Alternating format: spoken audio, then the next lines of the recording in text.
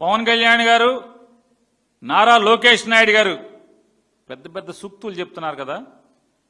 వారు ఆంధ్రప్రదేశ్ రాష్ట్ర తెలుగుదేశం పార్టీకి, ఆంధ్రప్రదేశ్ రాష్ట్రంలో ఉన్నటువంటి తెలుగుదేశం పార్టీకి మహిళా విభాగానికి అధ్యక్షురాలి హోదాలో వారు ఇచ్చినటువంటి స్పీచ్ అన్నారా? వైఎస్ఆర్ కాంగ్రెస్ పార్టీ వాళ్ళందరూ విజయమ్మ అంటారు, భారతమ్మ అంటారు.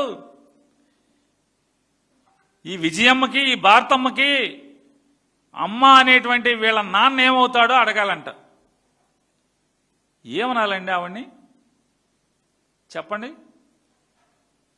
ప్రస్తుత ఆంధ్రప్రదేశ్ రాష్ట్ర హోంశాఖ మంత్రి గారు అయినటువంటి వంగలపూడి అనితమ్మ గారిని ఏమనాలి చెప్పండి?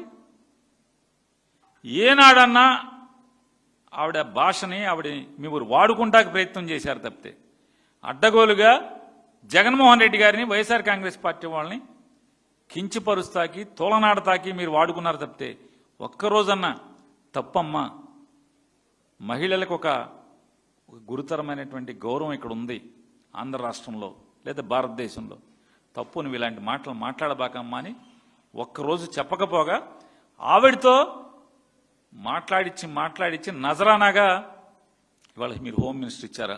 అవునా కాదా? చెప్పండి లోకేష్ గారు, చంద్రబాబు నాయుడు గారు, అవునా కాదా? వారేమంటారు? భారతమ్మ, విజయమ్మ అని పిలిచేటువంటి వీళ్ళకి వీళ్ళ నాన్న వాళ్ళకేమవుతాడని అడగాలంట. ఏమండి అనితమ్మ గారు చెప్పండి. ఇప్పుడు నేను మిమ్మల్ని అనితమ్మ గారు అన్నాను, మా నాన్న మీకేమని అవుతాడని అడగాల?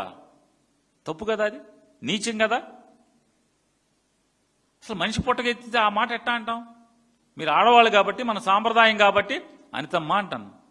అంత మాత్రాన మా నాన్నకి మీకు లంకి కడతానా? తప్పు కదా అది. ఈ మాట ఎవడ మాట్లాడినా నీచం కాదా అది? పవన్ కళ్యాణ్ గారు ఇది నీచంగా కనపడలేదా?